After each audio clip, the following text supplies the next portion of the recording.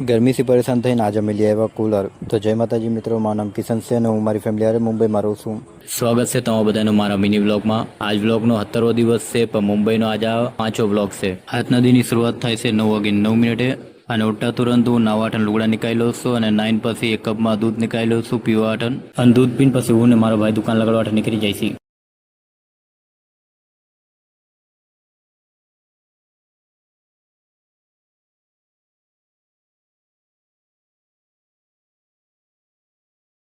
અને હંમેશા એની તરફ ભાઈ થોડીક લાઈનમાં લાગીને મશીનમાંથી ટિકિટ નીકાળી લે છે અને ટિકિટ લઈને પછી અમે ભાઈ સ્ટેશન અંદર આવી જાય છે। 10:10 થતા હોય અને ત્યાં લગી ગાડી આવી જાય છે અને પછી લોકલ ટ્રેન આવી તો અમે ભાઈમાં ચડી ગયા। પર જગા ઉપર પહોંચીને જોયું તો અમારી જગા ઉપર રિક્ષા ઊભી હતી અને રિક્ષા બી એક પહેચાનવાળાની હતી, જેને કે અમે કાંઈ કહી ન હાકી।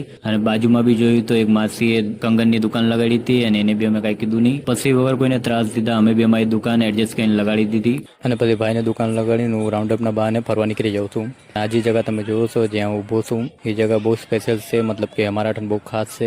હવે શું કામ ખાસ છે આ જગા, અગર તમારે જાણવું હોય તો પેજને ફોલો કરી લેજો, આગળના બ્લોગમાં જરૂર તમને બતાવીશ। અને પછી રાઉન્ડ અપ કરીને દુકાનમાં પાછો આવી જાઉં। અને ગરમી બી બહુ થતી હતી તો એક 10 હોય ઠંડી લીચીની બોટલ લઈ આવશું પીવા હટન, અને જ્યુસ પીધા પછી દુકાન બંધ કરવાનો ટાઈમ થઈ જાય છે તો અમે બે ફેમિલીની દુકાન બંધ કરી નાખી છે। અને દુકાન બંધ કર્યા પછી ભાઈ વયો જાય છે જીમમાં અને હું લોકલ ટ્રેન પકડીને સીધો ઘરે આવી જાઉં છું।